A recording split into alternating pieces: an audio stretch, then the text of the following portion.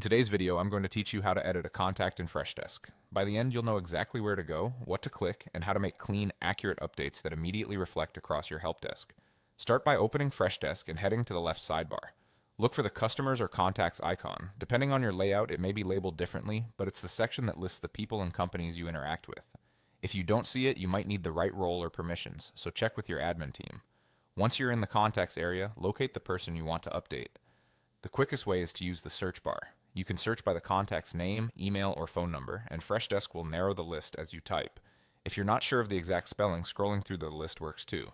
Take a moment to confirm you've got the correct contact, especially when multiple people share a similar name. Click the contact's name to open their profile page. You'll see their details, recent activity, and any linked tickets. This page is your hub for understanding who the contact is and how they've interacted with your team. To make changes, click the Edit button in the top right corner of the profile. Sometimes it appears as a pencil icon, other times it's a clear edit label. Either way, this puts the profile into an editable state so you can safely update information. Now modify the fields you need. Update the name to match how the contact prefers to be addressed.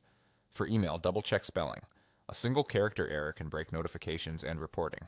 If you're changing a phone number, include the country code if your organization supports international calling formats. For the company field, choose the correct company record to keep tickets and SLAs aligned. This association helps with reporting and routing later. Keep data clean and consistent. Proper capitalization and standardized formats make searches and automations more reliable. When you're done, click Save or Update to apply your changes. Freshdesk will lock in those edits and use them wherever the contact appears, including ticket headers and analytics.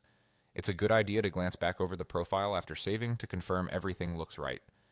If you don't see your updates, refresh the page or verify you have permission to edit contacts. That's it. You navigated to Contacts, found the right person, opened the profile, entered edit mode, made precise changes, and saved them.